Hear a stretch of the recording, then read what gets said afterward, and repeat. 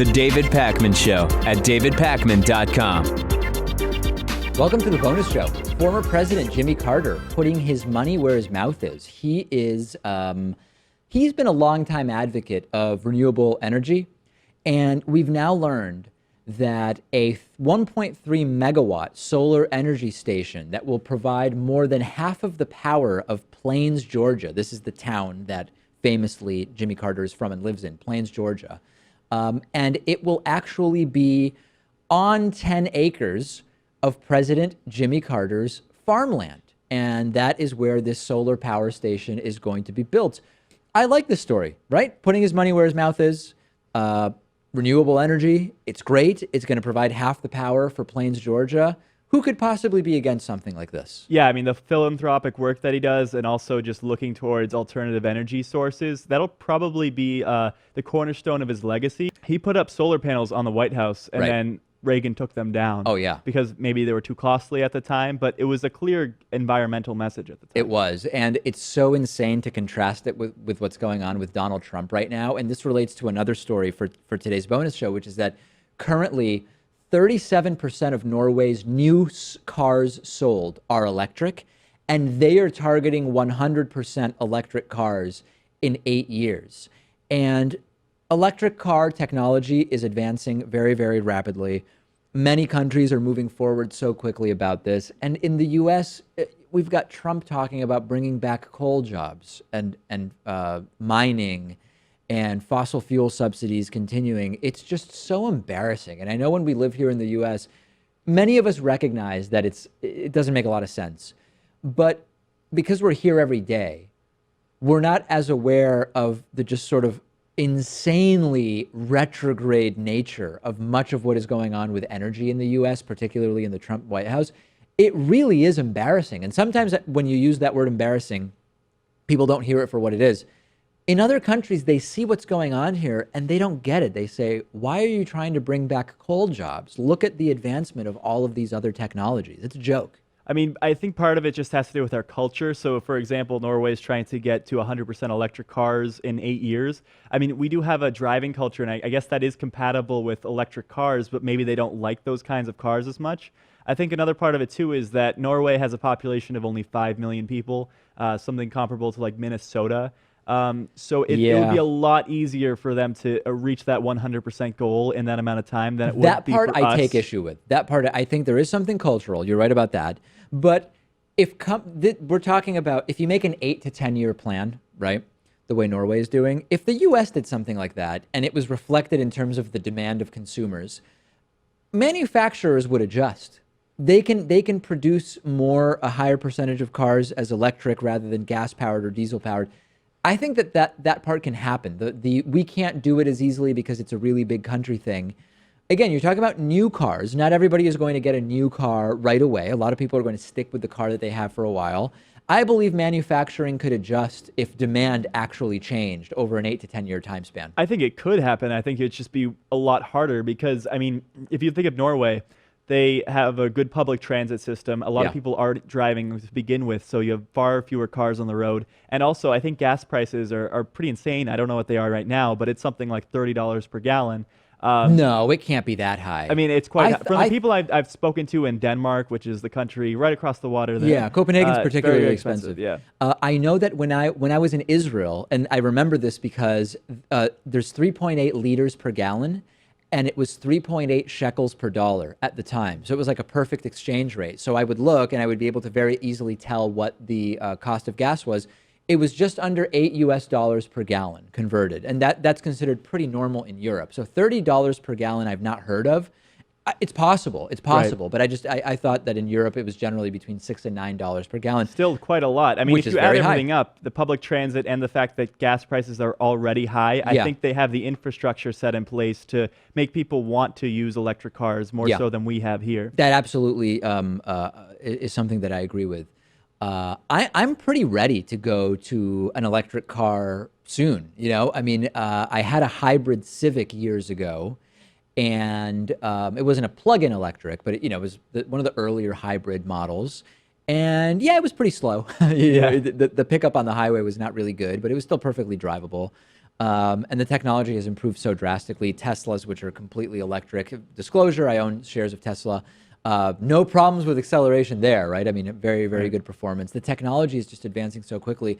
And the technology is also advancing so quickly as far as home energy being renewable. And yet we have Donald Trump talking about coal. If you look at what's going on in Israel with solar power and homes that are being built with reversible panels that can absorb heat, they're basically colored in a way where in the winter they absorb sunlight to further heat the home so that your actual heating elements don't have to. And then in the summer rather, you flip them around. And in Israel, the term winter is thrown around.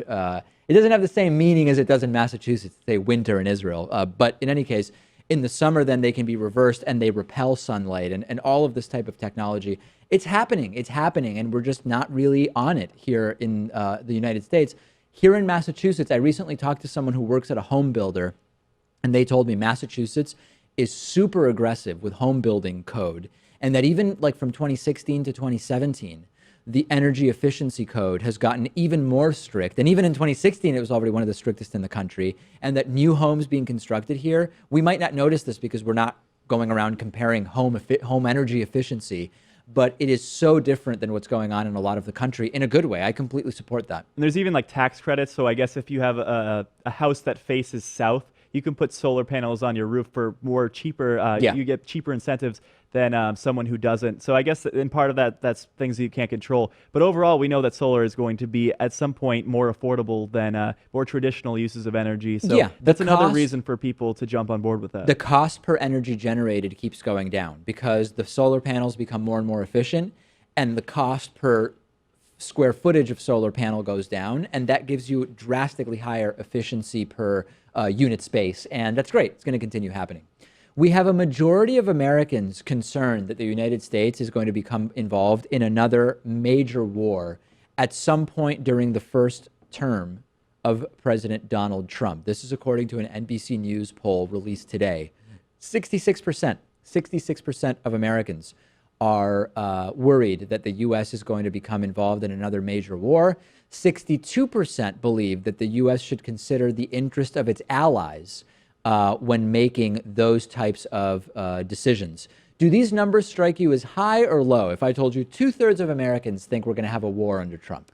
I mean, I think they sound pretty high. It depends what kind of war we're talking about. So something like World War III, some sort of nuclear holocaust, I don't think there's pretty much any chance of that. I think we've gotten to a point where economic interests are more important to the elite than things like nationalism or just showing off what your country has. Yeah. I think we're just all tied together in a way that makes any sort of world war just not feasible.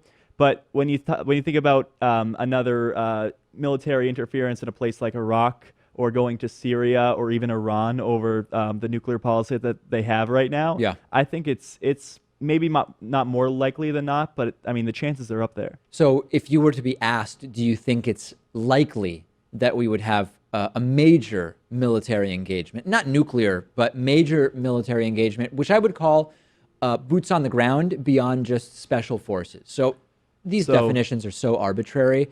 I guess if we sent 20 special forces somewhere, I would not consider that like a major military engagement, although it could lead to 20 people dying, and that would be hugely significant. But if you go beyond that and we have full, proper boots on the ground, I would consider that a major military engagement. You're right. It really depends on how the question is worded. So like at the U.S. interference in Libya in 2011, would that count? If something like that on that level, Kosovo, et cetera, I mean, I would think that is more likely than not. Invading Iraq again, probably not, just because the country is so sick of war at this point. And even though Republicans who would stand to benefit off of war like that, because, you know, their ties to the defense contractors, military industrial complex, I don't even think it would be popular enough for them to be able to get behind that. I wonder whether popularity among the public will be a factor in terms of deciding what military engagements to engage in or not engage in. I mean, we saw around the Iraq War such a ebbing and flowing of public opinion about that engagement. And then we ultimately ended up with a president in Trump who says that it was a disaster and he was against it all along. That happens to not have been true, but it's still a narrative that for those who believed it, it didn't play poorly in terms of Republicans, which is not necessarily what you might assume in terms of what rhetoric from a Republican would play well. My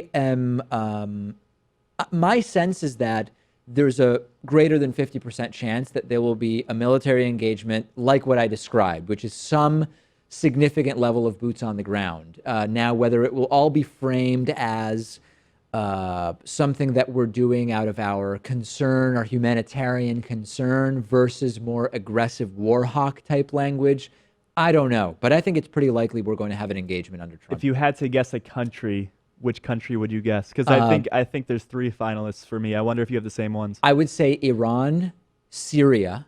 Yep. Iran, Syria, and I don't know what my third one would be. Iraq, maybe? What would third your three Gulf be? War? Is that what your 3 would be? Yeah. So Iran, Syria, and Iraq. Yeah. But I mean, not necessarily. I mean, not with the Iraqi state, but just if ISIS persists. An ISIS incursion. Yeah. Right. Yeah, I think I probably agree with you there. Although under Trump, he incorrectly was quoted as having said he might send troops to Mexico to deal with the immigration situation. It was not true. But when that leaked, very few people dismissed it out of hand as crazy. Like, it was believable that Trump would say maybe he would send people to Mexico to deal with bad hombres. Ended up not being true, but I would believe that. I wonder, I mean, war with Russia, I'm sure that's very unlikely. Maybe even more unlikely than if Hillary Clinton was elected. Yeah, too buddy-buddy. Trump's too buddy-buddy with Russia.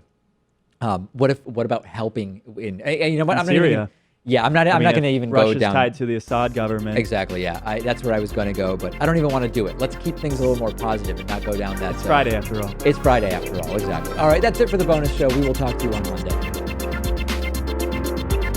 The David Pakman Show at davidpakman.com.